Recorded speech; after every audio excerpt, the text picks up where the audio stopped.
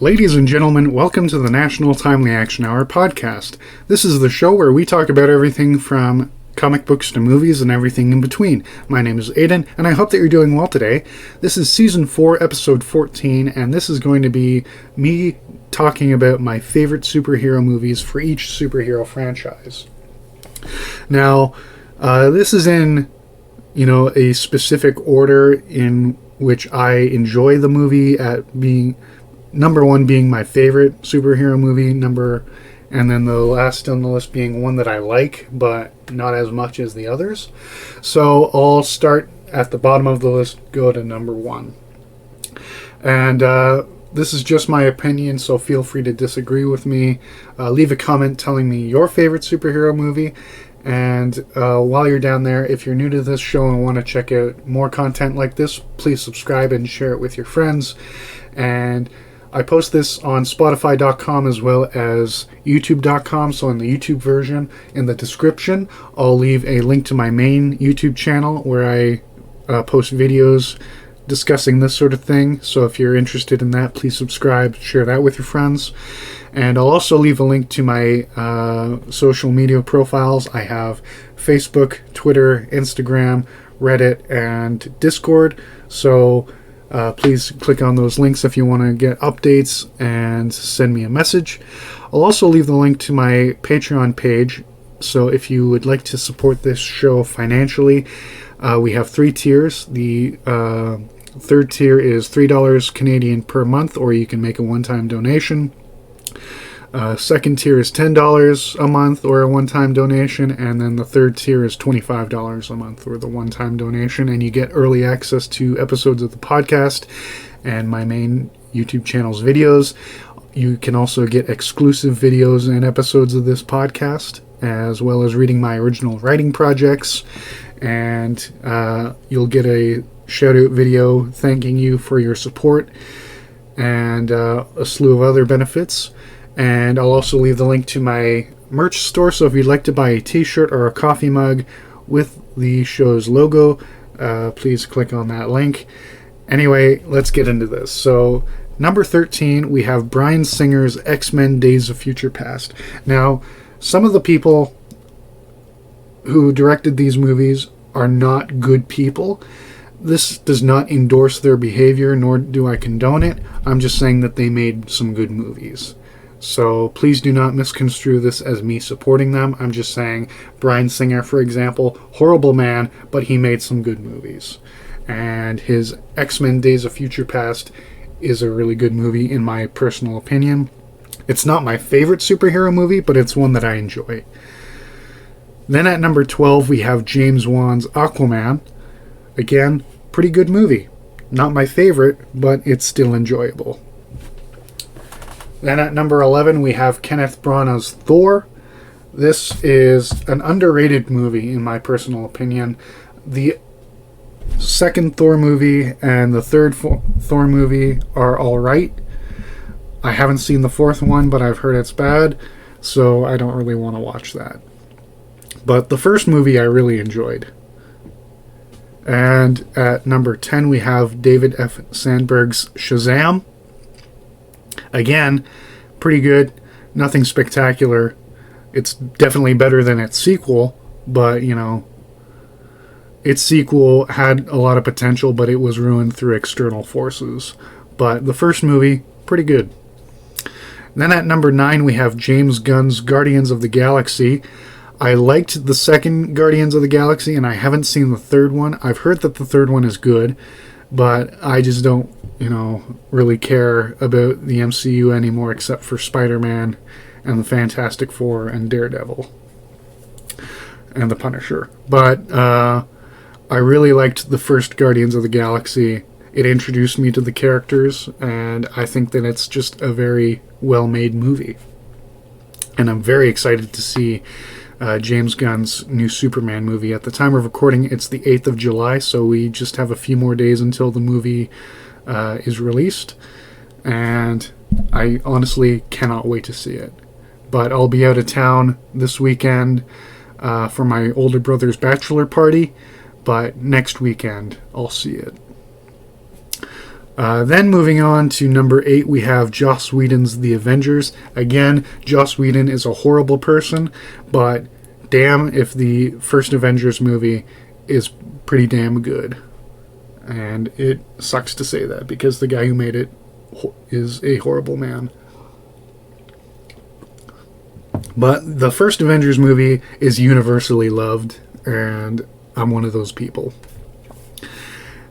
Then at number 7, we have Tim Story's Fantastic Four.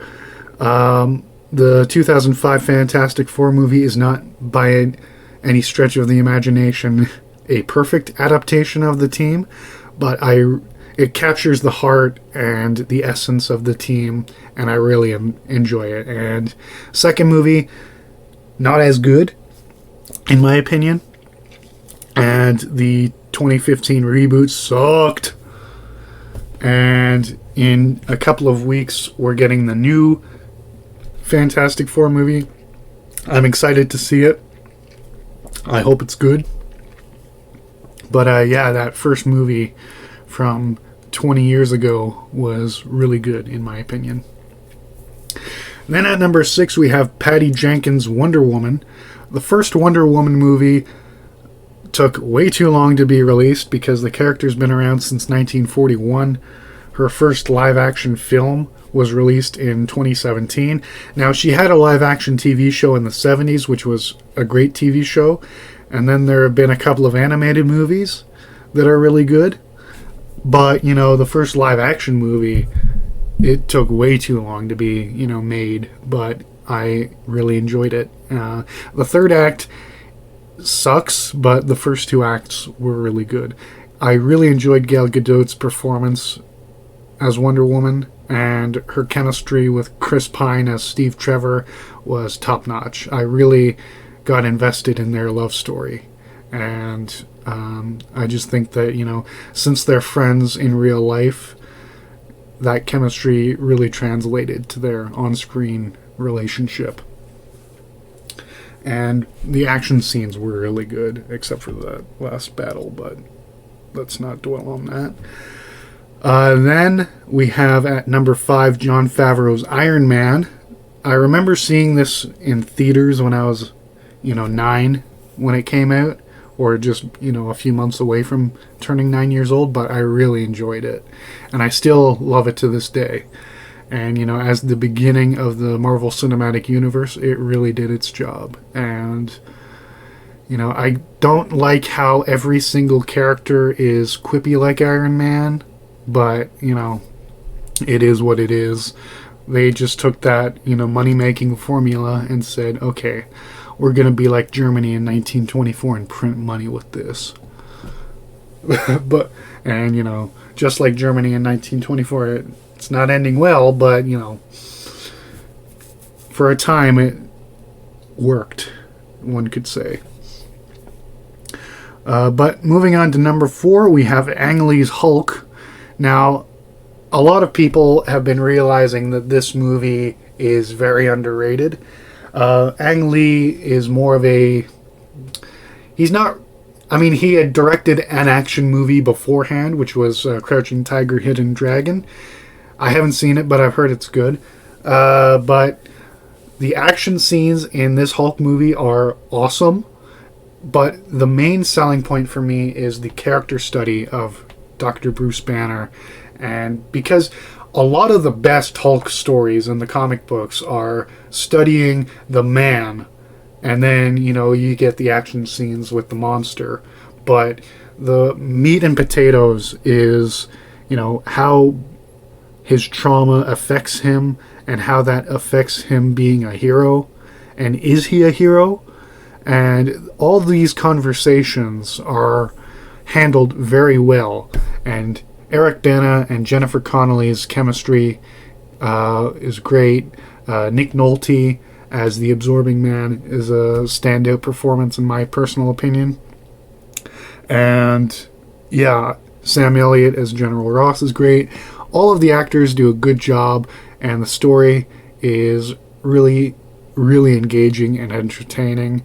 And for 2003, the CGI mostly holds up, but it's been over 20 years since the film released, and in that time we've seen a lot of advances in CGI. So it's not the fault of the filmmakers from over 20 years ago making a, at the time, state-of-the-art film in terms of visuals. But the cinematography is awesome.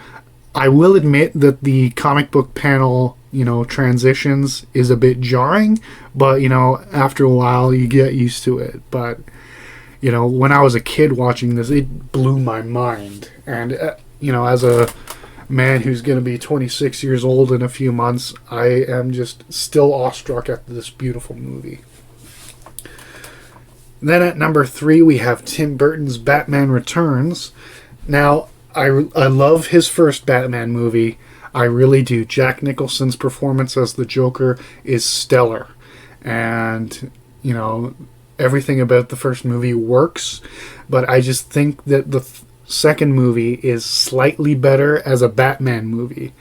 Because it delves into Batman and his psychosis and how Batman affects his relationships, not just with Vicky Vale from the previous movie and how that didn't work out, and how it affects his relationship with Selena Kyle in this movie, and how, he and Selena are two sides of the same coin, and how he and Oswald Cobblepot, aka the Penguin, are very similar and yet different at the same time. Danny DeVito's portrayal of the Penguin was awesome, and Michelle Pfeiffer is awesome as Catwoman as well. Michael Keaton, as per usual, gives a wonderful performance as Batman.